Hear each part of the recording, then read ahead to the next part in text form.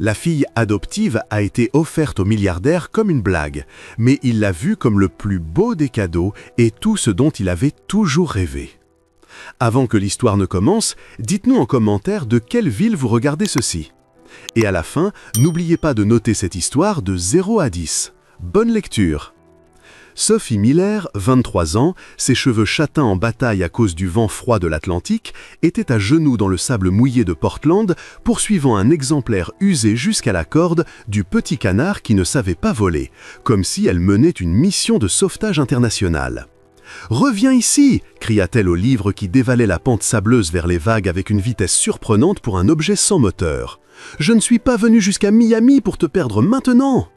La vague suivante arriva. Sophie se jeta en avant. Raté, le livre continua de glisser. « Tu te fiches de moi » marmonna Sophie en crachant du sable tout en se relevant. « Sérieusement, ça fait 15 ans que tu es avec moi et c'est maintenant que tu décides de faire du surf ?»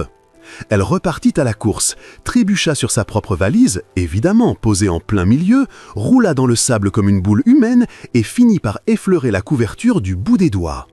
La marée tira, Sophie tira en sens inverse. « Non !» hurla-t-elle en agrippant le livre à deux mains tandis que l'eau glacée lui montait jusqu'aux genoux. « Tu ne me quittes pas, tu es la seule chose qu'il me reste de lui !»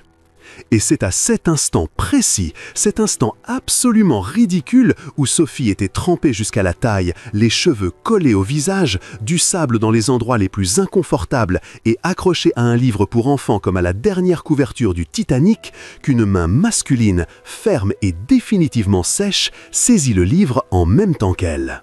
Sophie se figea, leva lentement les yeux et croisa le regard le plus calme, le plus curieux et le plus absurdement beau qu'elle ait jamais vu. L'homme était pieds nus, pantalon en lin beige retroussé jusqu'aux chevilles, chemise blanche aux manches relevées, cheveux noirs légèrement ébouriffés par le vent, et cette expression entre « je suis inquiet » et « j'essaie de ne pas rire ». « Ça va ?» demanda-t-il d'une voix grave taillée pour une pub de parfum. Sophie cligna des yeux, encore, puis regarda le livre toujours coincé entre leurs mains, et enfin comprit ce qui se passait. C'était le livre, il s'enfuyait. L'homme haussa un sourcil. « Il s'enfuyait » ? « Oui, répondit Sophie, comme si c'était l'évidence même. Il a un passé, très dramatique. » Pour la première fois, l'homme sourit. Pas un grand sourire, juste ce petit pli au coin des lèvres qui rend le monde un peu plus léger l'espace d'un instant. « Je vois. » Il aida Sophie à se relever tout en tenant toujours le livre, comme s'il s'agissait de quelque chose d'important. Il a l'air précieux. Sophie regarda le livre détrempé, aux pages gondolées, aux bords déchirés et aux illustrations fanées d'un petit canard perdu qui tentait de décoller. « Oui, dit-elle doucement, c'était à mon père. » L'homme ne répondit rien. Il hocha simplement la tête et lui rendit le livre avec précaution, comme on remet un objet sacré. Puis, avant que Sophie puisse lui demander qui il était, le remercier correctement ou au moins enlever le sable de son nez, il recula d'un pas. « Bienvenue à Portland » lança-t-il avec un petit signe de la main avant de s'éloigner sur la plage, comme si sauver des jeunes femmes de livres fugueurs faisait partie de sa routine matinale. Sophie resta plantée là, dégoulinante d'eau de mer, serrant le livre contre elle, le regardant disparaître. « Qu'est-ce qui vient de se passer » murmura-t-elle au petit canard de la couverture. Le canard, bien sûr, ne répondait pas, mais s'il l'avait fait, il aurait probablement dit « Bienvenue dans le reste de ta vie, Sophie ». La veille, la maison du 42 Ashford Street était encore un foyer. Il y avait autrefois des rires au petit déjeuner, des câlins dans le salon, l'odeur des pancakes le dimanche matin. Mais c'était avant. Avant que le père de Sophie ne meure, avant que sa belle-mère, Hélène, ne transforme chaque pièce en territoire hostile, avant que Brianna, sa demi-sœur, ne décide que la vie était un podium où Sophie n'avait pas sa place. Désormais, la maison n'était plus qu'un endroit où Sophie dormait, travaillait et disparaissait. Ce matin-là, elle était dans la cuisine à récurer une poêle si fort qu'on aurait dit qu'elle tentait d'effacer sa propre existence du métal. « Sophie !» La voix aiguë d'Hélène résonna dans le couloir. « Tu as fini la lessive ?»« Oui, » répondit Sophie sans lever les yeux. « Et la salle de bain à l'étage ?»« Aussi. »« Et les placards du garde-manger ?» Sophie inspira profondément. « Aussi, Hélène. »« Belle-mère » corrigea Hélène en apparaissant dans l'encadrement de la porte, bras croisés, l'air perpétuellement déçu. « Je suis ta belle-mère. Du respect, Sophie. C'est le moins que tu puisses offrir après tout ce qu'on a fait pour toi. » Tout ce qu'elles avaient fait. Sophie se mordit la langue, littéralement. Crier « Vous m'avez transformée en bonne à tout faire gratuite » n'aurait rien changé. Jamais. « Pardon, belle-mère » dit Sophie en reprenant son récurage. Hélène soupira théâtralement. « Brianna part à Miami ce week-end. Il faut que tu prépares sa valise. Et au passage, vide aussi son dressing. Elle aura besoin de place pour ses nouveaux vêtements. » Sophie hocha la tête. « Bien sûr. » Toujours Brianna, toujours les voyages, toujours plus. Pendant ce temps, Sophie n'avait pas quitté la maison depuis 3 ans. Quand Hélène fut partie, Sophie sortit le livre du petit canard de la poche de son tablier, oui, elle le trimballait partout comme une amulette, et murmura à la couverture. « Encore une journée, d'accord ? On tient encore une journée. » Ce matin-là, le canard de la couverture avait l'air particulièrement fatigué. Mais ensuite, tout a basculé. Hélène avait trouvé une solution. Pas pour Sophie, pour les dettes, les cartes de crédit explosées, le désespoir financier qu'elle cachait derrière de faux sacs de marque. Tout a commencé avec une vidéo sponsorisée, un titre viral, une émission complètement dingue. Un milliardaire à la recherche d'une épouse. Et Hélène, avec cette lueur dangereuse dans les yeux, a décidé que Sophie serait la candidate parfaite. Pas parce qu'elle croyait en elle, mais parce que la famille de la candidate choisie empocherait 5 millions de dollars. Sophie ne l'apprit que lorsque la lettre arriva. « Tu as été sélectionnée », annonça Hélène en jetant l'enveloppe sur la table comme une ordure. « Tu pars demain. »« J'ai été quoi ?»« Sélectionnée pour le programme du PDG », sourit Hélène d'un sourire qui n'atteignait jamais ses yeux. « Félicitations, Sophie, tu vas enfin servir à quelque chose. » Et comme ça, sans choix, sans voix, sans comprendre, Sophie fit une petite valise, posa le livre du canard dessus, monta dans le bus pour Portland en pleurant doucement, répétant pour elle-même, essayant de croire que peut-être, ce n'était pas la fin. À présent, plantée devant Harrington House, une immense demeure blanche entourée de jardins dessinés par quelqu'un qui semblait détester les gens normaux, Sophie tenait son livre encore humide et tentait de réaliser ce qui lui arrivait. Il y avait un gigantesque portail, un interphone, une plaque dorée avec les armoiries de la famille, et Sophie, pleine de sable collé aux vêtements, qui appuya sur l'interphone sans savoir que l'homme de la plage n'était autre que Blake Harrington, le milliardaire PDG en personne. « Bonjour ?» Une voix féminine polie répondit. « Bonjour, je suis Sophie Miller, je crois que j'ai été sélectionnée. » Silence. « Ah, vous êtes la 3e, entrez. » Le portail s'ouvrit. Sophie inspira profondément, regarda le canard sur la couverture et chuchota « Eh bien, c'est parti !» Elle entra, ignorant qu'elle venait de rencontrer l'homme qui allait tout changer, ignorant que ses 2 rivales étaient déjà à l'intérieur, en train d'aiguiser leurs griffes, ignorant que sa belle-mère, à cet instant précis, fêtait déjà ça sur les réseaux comme si elle avait gagné au loto. Mais Sophie savait une chose, le livre avait cessé de s'enfuir. Et peut-être que c'était un signe. Le sol de Harrington House était si brillant que Sophie y voyait son reflet la juger sur ses choix de vie. « T'es vraiment entré ici avec du sable dans les chaussettes ?» semblait lui demander son double. Sophie traîna sa valise bringue-ballante, celle dont la roulette tournait dans le mauvais sens, et tenta de ne pas glisser sur le marbre en suivant l'assistante impeccable qui lui avait ouvert. La femme portait des talons aiguilles, un chignon si parfait qu'il défiait la gravité et marchait comme dans un film d'action au ralenti. « Par ici, mademoiselle Miller », dit-elle sans se retourner. Sophie trottina pour suivre. La valise partit à gauche, puis à droite, puis décida de tomber carrément. « Pardon », murmura Sophie à la valise, comme si elle pouvait l'entendre. L'assistante s'arrêta devant 2 énormes portes en bois sculpté qui valaient probablement plus cher que toute la maison d'Ashford Street. Les autres finalistes sont déjà au salon. Elle ouvrit les portes d'un geste théâtral. « Bonne chance !» Et elle disparut. Sophie resta sur le seuil, agrippant la poignée de sa valise, essayant d'assimiler. Le salon était absurde. Plafond assez haut pour y loger un étage supplémentaire. Lustres en cristal dignes d'un palais européen. Canapés blancs si immaculés que Sophie avait peur de seulement les regarder. Cheminée allumée en plein été parce que, visiblement, les milliardaires ne suivaient pas les lois de la physique.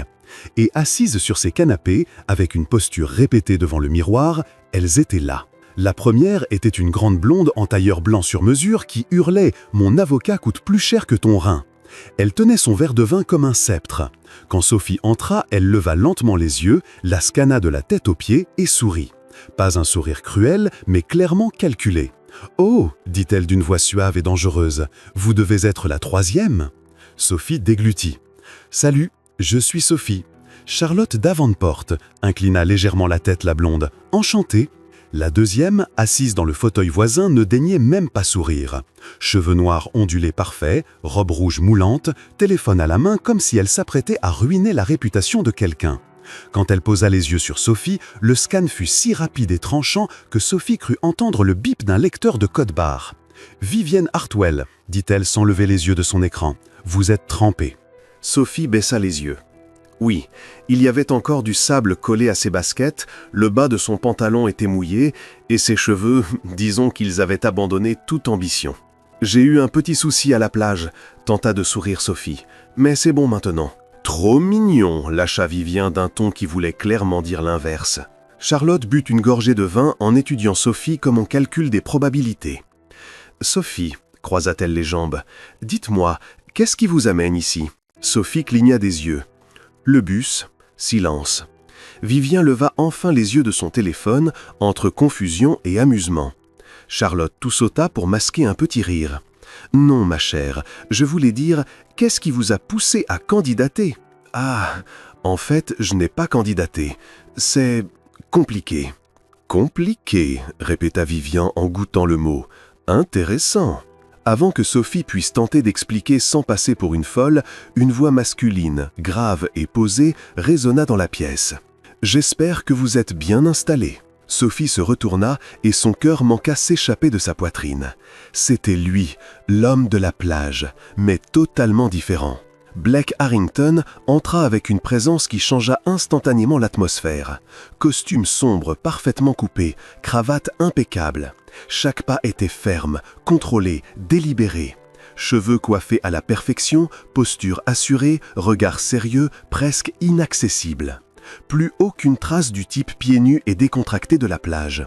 Il sortait tout droit d'une couverture de magazine économique. Sophie se figea. « C'est le même qui a sauvé mon livre !» Impossible. Blake posa successivement les yeux sur Charlotte, puis sur Vivien et enfin sur Sophie. Une lueur de reconnaissance passa, mais il ne sourit pas, ne hocha pas la tête, garda son expression neutre et professionnelle. Sophie se sentit rapetissée de 3 tailles. Charlotte se leva immédiatement, main tendue avec une élégance travaillée. « Monsieur Harrington, c'est un honneur, mademoiselle Davenport. » Blake serra la main, voix calme et formelle. Vivien resta assise, mais sourit d'un sourire ultra répété.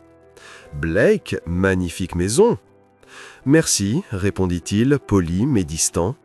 Puis son regard revint sur Sophie. « Mademoiselle Miller, ton légèrement différent, maîtrisé, professionnel. Vous êtes bien arrivée, je vois. » Sophie cligna des yeux. « Oui, merci. » Aucune allusion au livre, aucune allusion à la plage, rien. Comme si ce moment n'avait jamais existé. Vivien fronça les sourcils, regardant tour à tour entre eux. « Vous vous connaissiez déjà ?» Blake resta imperturbable. « Pas officiellement. » Charlotte observait tout avec une précision chirurgicale, comme si elle assemblait un puzzle mental. Blake finit par s'approcher de la cheminée, posa une main sur le marbre et les regarda toutes les trois avec une autorité tranquille. « Vous vous demandez sans doute comment cela va se passer. » Sa voix était ferme, directe, ne laissait place à aucun doute. « Soyons clairs, vous avez été choisi parmi des milliers. Vous resterez ici plusieurs jours. Vous participerez à des événements, des conversations, des activités. À la fin, je prendrai une décision. » L'estomac de Sophie se noua. Charlotte conserva son sang-froid parfait. Vivien sourit comme si elle avait déjà gagné. « Faites comme chez vous », conclut Blake avant de quitter la pièce, aussi sûrement qu'il était entré, sans un regard en arrière. Dès qu'il fut parti, Vivien se tourna vers Sophie avec un sourire acéré. « Donc, tu le connaissais déjà ?» Sophie secoua vivement la tête. « Non, on s'est juste croisés rapidement. » « Quelle charmante coïncidence !» lâcha Charlotte d'un ton qui disait clairement le contraire. « Absolument pas », leva Vivien son verre. « Eh bien, que la meilleure gagne !» Sophie regarda ses deux rivales, inspira profondément et murmura pour elle-même. Ah, je suis fichu. Quelque part dans la maison, une porte d'ascenseur s'ouvrit. Puis une voix parla. Bienvenue à Harrington House, 3e étage, suite principale. Bonne journée productive. Sophie se figea.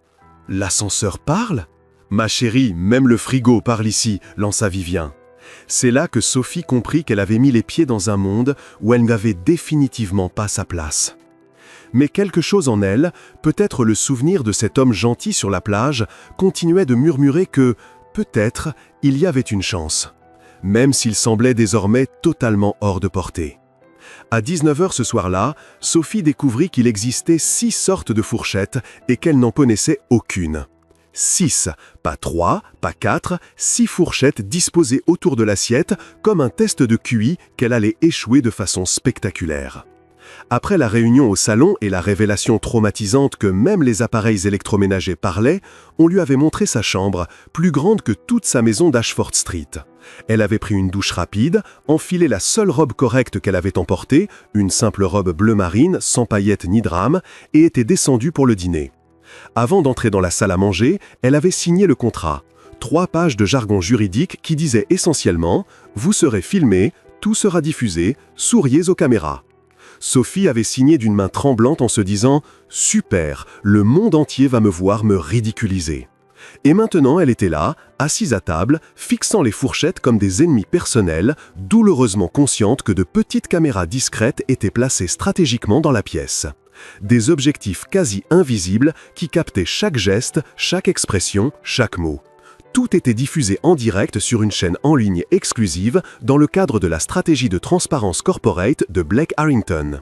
Pendant ce temps, à 200 mètres de là, dans la maison d'Ashford Street, Elaine était collée à l'écran de la télé comme si c'était la finale du Super Bowl. « La voilà !» pointe Elaine du doigt l'écran où Sophie tente de déchiffrer les fourchettes. « Regarde, au moins elle est là, c'est déjà ça !» Brianna, avachie sur le canapé avec un pot de glace, leva les yeux au ciel.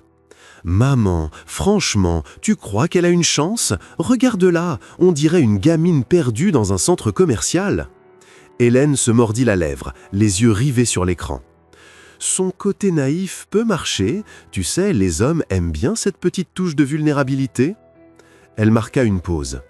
Mais j'aurais dû t'inscrire toi, Brianna. Toi, tu aurais tout déchiré. Élégante, sûre de toi, bonne élocution. Brianna sourit. Évidemment, Sophie est juste trop maladroite. Hélène soupira en secouant la tête. Ça ne va pas marcher, je le sais. À l'écran, Sophie prit une fourchette et murmura quelque chose. Brianna éclata de rire. « Elle parle au couvert maintenant? Sérieux ?» Hélène se cacha le visage dans les mains. « Mon Dieu, Sophie !» Puis elle écarta les doigts pour regarder quand même.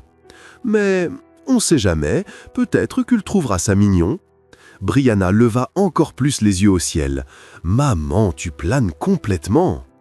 Dans la demeure, Sophie continuait son combat privé. « Laquelle je prends en premier ?» chuchota-t-elle à la serviette, comme si elle allait lui révéler les secrets de l'univers. La serviette, bien sûr, ne répondit pas. Mais Sophie savait que les caméras avaient capté ça. Super! Des milliers de personnes venaient de la voir parler toute seule. La salle à manger de Harrington House ressemblait à un banquet royal. Nappe blanche immaculée, verre en cristal qui capturait la lumière du lustre comme de minuscules soleils. Assiette en porcelaine si fine que Sophie avait peur de respirer à côté. Et au centre, une composition florale si sophistiquée qu'elle avait sûrement un prénom. Charlotte était assise à la droite de Blake, la posture taillée dans le marbre. Elle tenait son verre de vin avec une élégance qui méritait un cours à l'université. Son tailleur blanc avait cédé la place à une robe champagne, décolleté sage mais puissant. Vivien, à sa gauche, était sublime dans une robe noire ajustée qui faisait écho à l'argenterie. Elle jeta un regard à Sophie, sourit à peine et saisit la fourchette la plus à l'extérieur avec une grâce désinvolte. « Ah, donc on commence par celle-là. » Sophie attrapa la même fourchette, la regarda, fronça les sourcils. « Désolée, chuchota-t-elle à la fourchette, je n'ai jamais fait ça avant. » À Ashford Street, Brianna manqua s'étouffer avec sa glace. « Elle s'est excusée auprès d'une fourchette, » gémit Hélène. « J'aurais dû t'envoyer toi, Brianna, ça va être un désastre. » Charlotte tout sauta pour masquer un rire. Vivien haussa un sourcil. Blake, assis en bout de table, observait tout en silence. Il avait troqué son costume sombre contre un bleu marine encore plus impeccable, si c'était possible. Sa cravate était parfaitement droite, son expression indéchiffrable. Il semblait plus distant qu'au salon, comme s'il portait un masque d'entreprise qu'il ne pouvait plus retirer. Un serveur entra et posa la première entrée devant chacun. Ça ressemblait à une œuvre d'art comestible. 3 feuilles vertes disposées en spirale, un petit rond de fromage de la taille d'une pièce et quelque chose de doré que Sophie n'identifia pas. Salade de roquette, chèvre fumée et croûte de pistache, annonça le serveur comme s'il présentait une exposition au musée. Sophie regarda l'assiette, puis la fourchette, puis Charlotte qui mangeait déjà avec des gestes précis et délicats. « Ok, tu peux y arriver. C'est juste une salade. Une salade très petite et très chère, mais une salade quand même. Et oui, tu es filmé, ne te plante pas. » Elle coupa un morceau, porta la fourchette à sa bouche et mordit dans le vide. Le fromage avait glissé et était retombé dans l'assiette avec un ploc parfaitement audible. Vivien leva les yeux. Charlotte arrêta de mâcher. Blake ne détourna pas le regard. À Ashford Street, Brianna éclata de rire. « Elle ne sait même pas manger !» Hélène se cacha les yeux. « C'est fini, tout est fini, il va la renvoyer ce soir. » Sophie sentit ses joues s'enflammer. Les caméras avaient tout capté. Tout le monde avait vu. « Bravo Sophie, tu es officiellement la risée d'Internet. »« Désolée, le fromage a une volonté propre, » dit-elle. Charlotte sourit. « Ça arrive aux meilleurs d'entre nous. »« Menteuse, » pensa Sophie. « Je parie que tu n'as jamais fait tomber un morceau de fromage de ta vie. » Avant que le silence ne devienne trop gênant, Blake parla, sa voix calme tranchant la tension. « J'aimerais commencer par une question simple. » Il posa sa fourchette. « Pourquoi êtes-vous ici ?» Charlotte n'hésita pas. Elle tamponna ses lèvres avec sa serviette, se tourna légèrement vers Blake et répondit avec l'assurance de quelqu'un qui avait répété devant un miroir. « Je crois aux héritages, Blake. Ma famille a toujours valorisé les alliances stratégiques qui profitent aux 2 parties. Je vois ce mariage comme l'occasion d'unir 2 visions puissantes. » Elle sourit. « Et bien sûr, j'ai un profond respect pour ce que vous avez bâti. » Blake hocha la tête, impassible. « Intéressant. » Vivien enchaîna.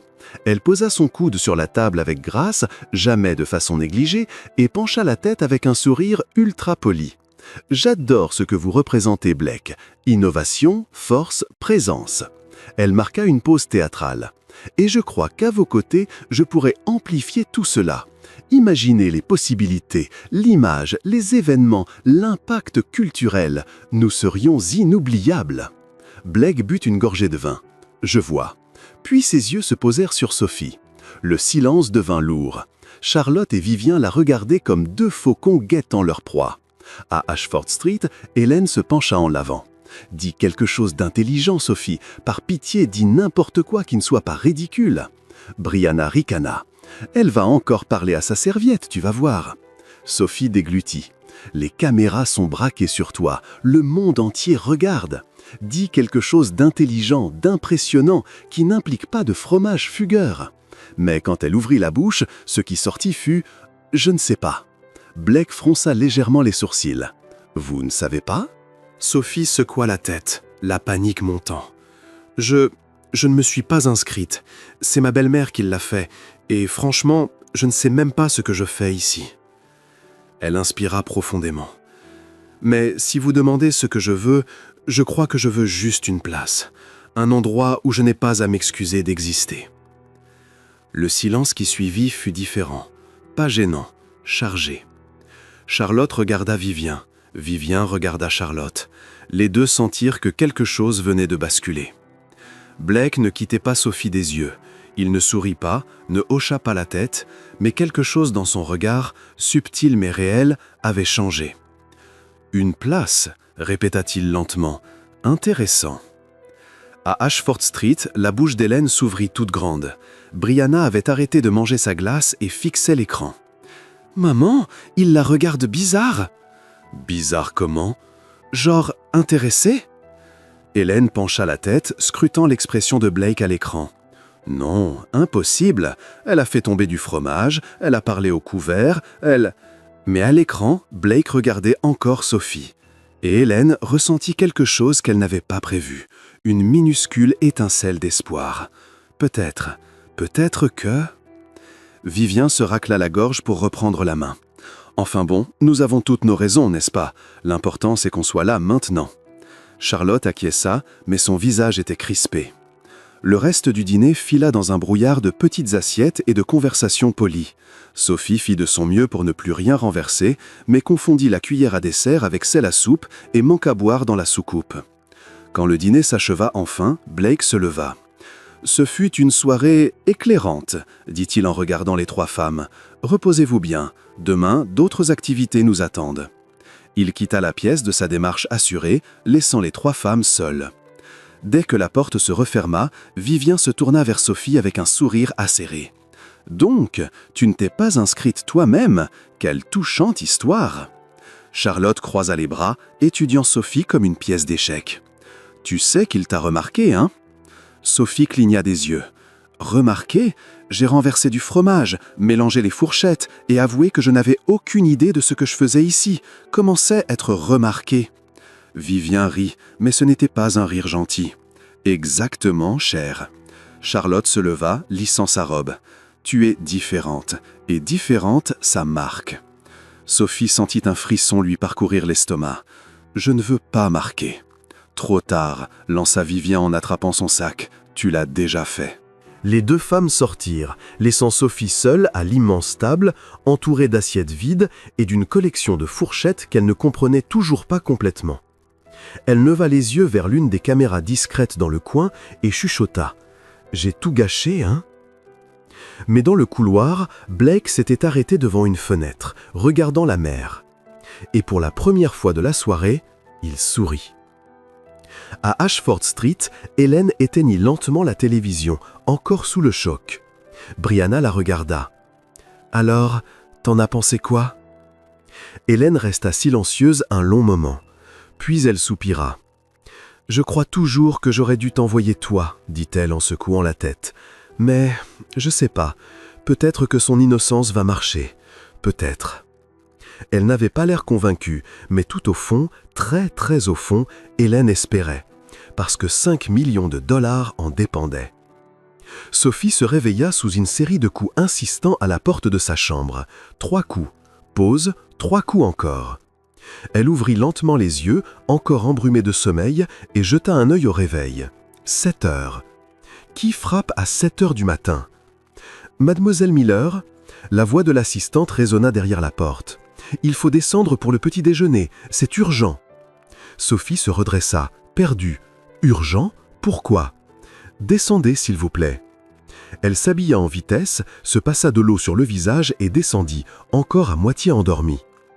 Quand elle entra dans la salle du petit déjeuner, Charlotte et Vivien étaient déjà assises, mais elles ne mangeaient pas. Elles fixaient une tablette. Et leurs expressions n'auraient pas pu être plus opposées.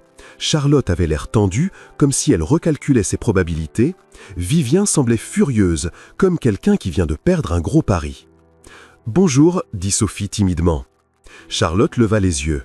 « Ah, la star est arrivée. » Sophie fronça les sourcils. « Star ?» Vivien tourna brutalement la tablette vers elle. « Regarde ça. » À l'écran, une vidéo d'elle. Sophie s'approcha, l'estomac noué en reconnaissant la scène. Le dîner de la veille, l'instant précis où le chèvre fumé avait glissé de sa fourchette et était retombé dans l'assiette avec ce ploc honteux.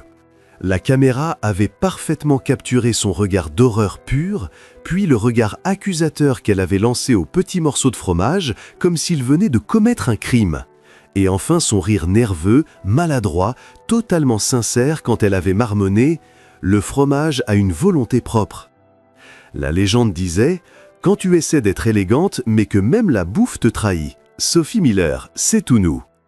Et dessous, une avalanche de commentaires. « Elle est tellement vraie, j'adore cette fille. Enfin quelqu'un de normal dans cette émission. Sophie vaut mieux que toutes les autres réunies, pas de débat. Ce fromage va entrer dans l'histoire d'Internet. S'il ne la choisit pas, je pète un câble. » Sophie lut les commentaires 2 fois, puis 3, puis regarda le plateau de fromage du petit déjeuner comme s'il faisait partie d'un complot international. « Toi, pointa-t-elle le fromage du doigt, c'est ta faute. » Charlotte toussota pour cacher un rire sec. Vivien leva les yeux au ciel si fort que Sophie crut qu'elle allait se faire mal. « 2 millions de vues, lâcha Vivien lentement, chaque mot mâché comme du verre pilé. 2 millions en moins de 12 heures. Sophie cligna des yeux. 2 millions ? Oui, confirma Charlotte en refermant la tablette d'un claquement sec. Félicitations Sophie, tu es devenue un mème. Sophie s'assit lentement, essayant d'encaisser. Je suis devenue une blague ? Pas exactement, répondit Charlotte en penchant la tête, l'air de recalculer ses chances. Tu es devenue chouchoute, les gens te trouvent adorable. Adorable ? Répéta Sophie comme si c'était un mot en langue étrangère. Oui, confirma Vivien, mais sur un ton tranchant comme une lame. Genre chiot qui se prend les pattes dans ses oreilles. Mignon, mais pathétique. Sophie sentit ses joues chauffer. Elle baissait les yeux sur le plateau de fromage et chuchota « Je savais que ça tournerait mal ». Charlotte et Vivien échangèrent un regard rapide et tendu. Avant qu'aucune des deux ne puisse répondre, Blake entra dans la pièce. Impeccable comme toujours, costume gris anthracite, cravate parfaitement droite, posture assurée. Mais il y avait quelque chose de différent dans ses yeux, une lueur amusée. « Bonjour », dit-il en se servant une tasse de café. « Bonjour Blake », répondit immédiatement Charlotte en se redressant, sourire impeccable forcé. Vivien sourit aussi, comme à chaque fois qu'il était là. Calculé, répété, performance parfaite. « Vous avez vu les réseaux sociaux ?» Blake but une gorgée de café. « Oui. » Sophie s'enfonça dans sa chaise, essayant de disparaître littéralement dans son chemisier. Blake la regarda droit dans les yeux. « On dirait que tu t'es fait quelques fans. » Sophie laissa échapper un petit rire nerveux qui ressemblait plus à une toux. « Des fans ? J'ai juste fait tomber du fromage. Ce n'était pas voulu. » « Je sais, » répondit Blake d'un ton neutre, mais avec une petite étincelle dans les yeux. Mais c'était sincère, et les gens réagissent à ça. Charlotte but son jus d'orange si fort que Sophie crut que le verre allait se briser dans sa main. Vivien garda son sourire, mais ses doigts serraient le bord de la table si fort que ses phalanges blanchirent. Sophie, elle, avait l'air complètement perdue.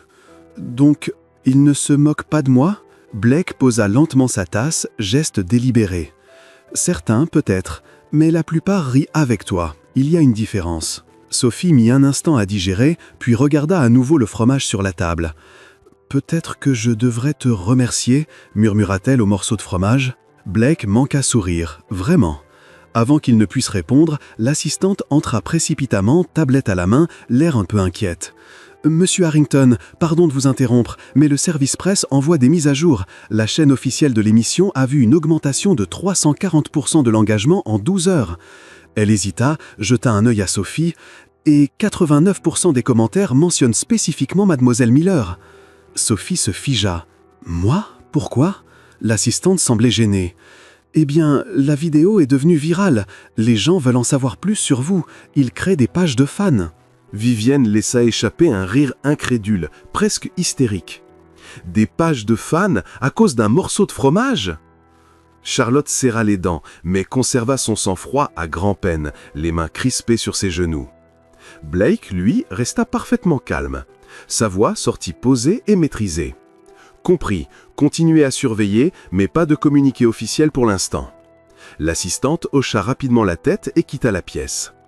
Blake posa de nouveau les yeux sur Sophie, le regard sérieux cette fois, mais pas froid. « Ça va ?»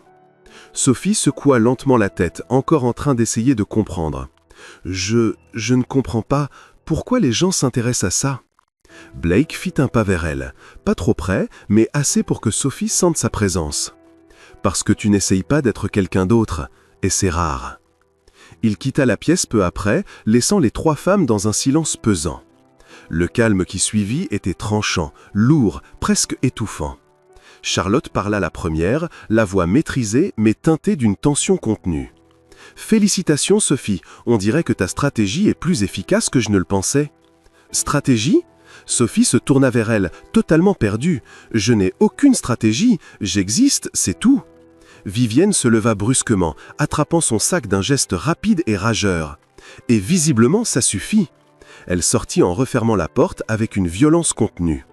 Charlotte resta assise encore quelques secondes, observant Sophie avec ce regard analytique et dangereux, comme si elle recalculait tout son plan. « Tu ne le vois vraiment pas, hein ?» dit-elle, à la fois impressionnée et agacée. « Il s'intéresse à toi ?» Sophie cligna des yeux à toute vitesse. « Non, il me parle à peine. » Charlotte esquissa un petit sourire las, presque résigné. Exactement. Elle se leva avec grâce, lissa sa robe et sortit sans se retourner. Sophie resta seule dans la salle du petit déjeuner, entourée d'assiettes vides, de tasses de café encore fumantes et d'un morceau de fromage innocent sur le plateau. Elle le regarda avec un mélange de confusion et de résignation. « Je te jure, chuchota-t-elle doucement, si tu fais encore des vagues, je ne mange plus jamais de fromage de ma vie. » Mais à l'étage, dans le bureau du deuxième, Blake regardait la vidéo virale pour la 3e fois. Et pour la 2e fois ce matin-là, il sourit. Parce que Sophie avait fait quelque chose que Charlotte et Vivien, avec toute leur préparation et leur stratégie, ne pourraient jamais faire. Elle avait été totalement, irrémédiablement elle-même. Et ça, on ne peut pas le feindre. Sophie parlait à un petit canard illustré quand elle se rendit compte qu'elle n'était plus seule. L'après-midi était calme. Le bruit des vagues de l'Atlantique couvrait presque tout. Elle avait quitté la demeure après le petit déjeuner chaotique. Elle avait besoin de respirer, de réfléchir, d'assimiler le fait qu'elle était devenue un mème international à cause d'un morceau de fromage rebelle. À présent, elle était assise pieds nus dans le sable, le vieux livre pour enfants ouvert sur ses genoux, murmurant doucement à l'illustration fanée. « Tu vois, petit canard, toi au moins tu as essayé de voler. Moi, je ne sais même pas ce que je fais ici. » Elle tourna la page. « Je suis devenue virale pour avoir fait tomber de la nourriture. C'est à peu près l'histoire de ma vie. » Le canard, comme toujours, ne répondit pas. Sophie soupira. « Tu es un très mauvais psy. » Et c'est là qu'elle l'entendit. Un rire, bas, masculin, maîtrisé, mais bien réel. Sophie se figea. Elle tourna lentement la tête et découvrit Blake Harrington à quelques mètres, les mains dans les poches, qui l'observait avec une expression mêlant amusement et véritable curiosité. Il ne portait pas de costume, juste une chemise blanche aux manches retroussées et un pantalon sombre. Pieds nus, cheveux légèrement ébouriffés par le vent. Et au loin, sur une structure en bois, une caméra discrète, partie du système d'enregistrement continu de l'émission. Super, il m'a entendu parler à un livre pour enfants et les caméras aussi. Sophie referma le livre d'un coup sec et se leva précipitamment, époussetant le sable de son pantalon. Je parlais au vent, c'est une technique de méditation, très à la mode en Californie. Blake haussa un sourcil. Méditation californienne ? Oui, hyper efficace, affirma Sophie avec un aplomb totalement fin. Tu devrais essayer. Je vais y penser. Il fit un pas lent vers elle. Ça te dérange si je m'assieds ? Sophie cligna des yeux. Ici, dans le sable ? Sauf si tu as réservé tout l'océan. Sophie laissa échapper un petit rire nerveux. Non, vas-y, je t'en prie. Blake s'assit à côté d'elle, gardant une distance respectueuse, mais assez proche pour que Sophie sente sa présence remplir l'espace. Il regarda le livre qu'elle serrait contre elle. « C'est le même que sur la plage ?» remarqua-t-il. Sophie baissa les yeux sur la couverture usée. « Oui, il a tendance à apparaître aux moments les plus embarrassants de ma vie. » Blake esquissa un léger sourire. « On dirait un bon ami ?» Sophie ne s'attendait pas à cette réponse. Elle le regarda, cherchant à savoir s'il se moquait, mais son expression était sincère. « C'était à mon père, dit-elle doucement. Il me le lisait avant de dormir. Toujours la même histoire, le petit canard qui ne savait pas voler, mais qui, à la fin, découvrait qu'il nageait mieux que n'importe qui. » Blake hocha lentement la tête. « Et tu te reconnais dans le canard ?» Sophie eut un petit rire amer. « Je me reconnais dans la partie « ne pas savoir voler ». La natation, ça n'est pas encore arrivé. » Un silence confortable s'installa, de ceux qu'on n'a pas besoin de combler. Jusqu'à ce que Blake demande, de cette voix ferme mais douce, « Pourquoi tu es vraiment là, Sophie ?» Sophie le regarda surprise. « Tu as posé la question au dîner ?»« Je sais, mais je veux l'entendre encore, sans caméra braquée sur toi, sans Charlotte et Vivien qui dissèquent chaque mot. » Il marqua une pause. « Juste toi et moi. » Sophie déglutit. « Mais il y a une caméra là-bas. Il le sait, je le sais. Et pourtant, ça fait bizarre, ça fait différent. » « Je n'ai pas eu le choix, avoua-t-elle enfin. C'est ma belle-mère qui m'a inscrite. Elle a vu une opportunité financière et m'a envoyé ici comme un ticket de loterie. » Elle tourna les yeux vers la mer. « Et je n'ai jamais osé rêver à quoi que ce soit au-delà de survivre, parce que chaque fois que j'essayais, on me rappelait que je n'en avais pas le droit. » Blake resta silencieux un long moment. Quand il parla enfin, sa voix était plus douce, presque protectrice. « Tu as le droit de rêver, Sophie. » Sophie sentit ses yeux piquer. Elle cligna vite des paupières pour retenir les larmes. « Je ne sais même pas de quoi rêver. »« Alors commence petit, » dit Blake. « Un petit rêve, c'est déjà un rêve. » Sophie le regarda et, pour la première fois depuis son arrivée dans cette maison absurde, elle se sentit vraiment vue. Pas comme candidate, pas comme pion, pas comme même virale, juste comme Sophie. Mais avant qu'elle puisse répondre, une voix aiguë trancha le moment. Quelle scène touchante! Vivien se tenait au bord de l'escalier en bois qui descendait à la plage, bras croisés, sourire empoisonné. Charlotte était à côté d'elle, observant tout avec son expression calculée habituelle. Blake se leva lentement, retrouvant instantanément sa posture formelle. Sophie se leva aussi, serrant le livre comme un bouclier. « On discutait, juste, » se défendit-elle. « Bien sûr, » répondit Vivien en descendant les marches d'un pas décidé. « Tellement pratique, une petite conversation privée sur la plage, rien que tous les deux. » Charlotte ne dit rien, mais ses yeux parlaient pour elle. « Tu joues mieux que je ne le pensais. » Blake regarda les trois femmes avec cette expression neutre qu'il arborait en mode PDG. « Rendez-vous dans le Grand Hall à 20h, dit-il d'un ton ferme. J'ai une annonce à faire. » Puis il s'éloigna sans se retourner. À 20h00 précise, les trois femmes étaient assises dans le Grand Hall. Sophie sur le canapé de gauche, nerveuse, triturant ses mains sur ses genoux. Charlotte au centre, posture parfaite, mais les épaules légèrement crispées. Vivien sur le canapé de droite, arborant ce sourire confiant qui n'atteignait pas ses yeux. Les caméras étaient placées stratégiquement. Le direct était lancé. Des millions regardaient. Blake entra, sérieux et composé. « Merci d'être là. » Il s'arrêta au milieu de la pièce, face à elle. « Je vous ai toutes fait venir parce que je pensais que vous aviez chacune quelque chose d'unique à offrir. Mais il est temps de prendre la première décision. » Le silence envahit la pièce. Sophie respirait à peine. Charlotte ne bougeait pas d'un cil. Vivien gardait son sourire, mais ses mains serraient son sac comme jamais. Blake les regarda lentement l'une après l'autre. « Vivien !» La socialite se leva, sourire intact. « Oui ? Merci d'avoir participé, mais je dois être honnête. Je ne nous vois pas d'avenir ensemble. » Le silence envahit la pièce. Sophie respirait à peine. Charlotte ne bougeait pas d'un cil. Vivien gardait son sourire, mais ses mains serraient son sac comme jamais. Blake les regarda lentement l'une après l'autre. « Vivien !» La socialite se leva, sourire intact. « Oui ?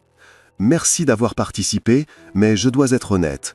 Je ne nous vois pas d'avenir ensemble. » Le sourire de Vivien trembla une seule seconde. Juste une. Le masque tomba, mais elle se reprit aussitôt. « Je comprends. » Elle récupéra son sac, lissa sa robe. Ce fut une expérience intéressante. Elle jeta un regard à Sophie et Charlotte, tranchant comme du verre. « Bonne chance, les filles. Vous en aurez besoin. » Puis elle sortit la tête haute, même si ses pas étaient bien trop rapides. Blake attendit que la porte se referme. Puis il se tourna vers Sophie et Charlotte. « Il ne reste plus que vous deux. » Le cœur de Sophie s'emballa. Charlotte sourit, mais c'était un sourire dangereux. Maintenant, la guerre était officiellement déclarée. Sophie fixait un micro comme s'il s'agissait d'une créature extraterrestre sur le point d'exploser. Le lendemain matin de l'élimination de Vivien apportait une nouvelle dynamique. Elles n'étaient plus que deux, Sophie et Charlotte. Et la tension dans la demeure était si épaisse qu'on aurait pu la couper au couteau ou peut-être avec une fourchette rebelle qui s'échappe de l'assiette. Blake les avait convoquées toutes les deux à la bibliothèque à 9h. À leur arrivée, elles découvrirent une mise en scène formelle. Longue table, fauteuil en cuir et au centre 2 micros sur des pieds élégants. Des caméras discrètes dans les coins filmaient tout. « Bonjour !» Blake se tenait près de la table, costume bleu marine impeccable, posture irréprochable. « Aujourd'hui, vous allez me présenter une proposition culturelle pour l'entreprise. » Sophie cligna des yeux. « Culturelle ? Oui, Harrington Books a toujours soutenu des initiatives de lecture. Je veux entendre vos idées pour élargir cet impact. » Il désigna les micros. 15 minutes chacune. Charlotte, vous commencez. Charlotte sourit avec assurance et s'avança vers le micro comme si elle montait sur une scène de Broadway. Elle tenait un élégant dossier en cuir rempli de documents parfaitement rangés d'intercalaires colorés. Sophie, elle, n'avait que son exemplaire usé du Petit Canard qui ne savait pas voler et un carnet froissé rempli de notes illisibles. « Je suis cuite », pensa-t-elle. Charlotte ajusta le micro d'un geste fluide, à la hauteur parfaite. « Merci Blake. Ma proposition est simple mais stratégique. Partenariat avec des établissements d'enseignement supérieur pour créer des programmes de bourses littéraires. Universités, bibliothèques publiques, centres culturels. Cela élargit non seulement la portée de Harrington, mais construit un héritage éducatif mesurable. » Elle ouvrit son dossier. Graphique, projection financière, calendrier. Sophie regarda son propre carnet. Il contenait 3 phrases et un gribouillet de canard dans le coin. « Je suis tellement cuite !» Charlotte poursuivit encore 12 minutes, citant données, statistiques, partenariats internationaux. Quand elle eut terminé, Blake hocha la tête avec sérieux. « Impressionnant, merci Charlotte. » Charlotte regagna sa place avec un sourire discret, les yeux brillants de satisfaction. Blake se tourna vers Sophie. « À ton tour. » Sophie se leva lentement, serrant le livre comme une bouée de sauvetage. Elle s'approcha du micro, s'arrêta devant et tenta de le baisser. Le micro ne bougea pas. Sophie tira encore. Rien. Elle regarda le pied, perplexe, cherchant le réglage que Charlotte avait manipulé si facilement. « Il faut d'abord tourner le verrou, » dit Blake, ton neutre mais regard amusé. « Le verrou, bien sûr. » Sophie chercha, trouva quelque chose qui y ressemblait et tourna. Le micro tomba d'un coup et lui heurta la poitrine avec un bruit sourd. « Aïe !» Sophie attrapa sa poitrine en reculant. « Tu m'as attaqué !» Charlotte se cacha le visage dans les mains, incapable de retenir son rire. Blake s'approcha, ajusta le micro à la bonne hauteur en 2 gestes précis. « Voilà, et c'est maintenant. » Sophie regarda le micro avec méfiance. « Tu me promets qu'il ne va pas recommencer ?»« Promis. » Sophie inspira profondément et s'avança de nouveau, gardant cette fois une distance de sécurité. « Bon, salut, » commença-t-elle, nerveuse. « Je n'ai pas de graphique ni de projection. Je ne sais même pas vraiment ce que c'est, une projection financière. » Charlotte leva les yeux au ciel discrètement. Sophie reprit son souffle. « Mais j'ai une idée. Une petite, peut-être même ridicule, mais vraie. » Blake se pencha légèrement en avant, attentif. Sophie ouvrit le livre du Petit Canard et montra la couverture usée. « Quand j'étais petite, mon père me lisait ça tous les soirs. Ce n'était pas un livre cher. Les dessins n'étaient pas parfaits, mais c'était le nôtre. Et il m'a appris que les histoires n'ont pas besoin d'être grandes ou luxueuses pour compter. Elles ont juste besoin d'être ressenties. » Elle regarda Blake, puis Charlotte, puis de nouveau Blake. « Ma proposition, ce serait un programme de dons de livres d'enfants d'occasion. Pas des neufs, pas des parfaits. Des usés, avec des annotations, des pages cornées, des couvertures abîmées. Parce que ces livres-là ont une histoire, quelqu'un les a aimés avant. Et quand on donne un livre comme ça à un enfant, on ne lui offre pas seulement une histoire, on lui dit « ça a compté pour quelqu'un, maintenant ça compte pour toi ». Le silence qui suivit fut différent. Charlotte resta immobile, observant Blake avec une attention acérée. Parce que Blake était touché.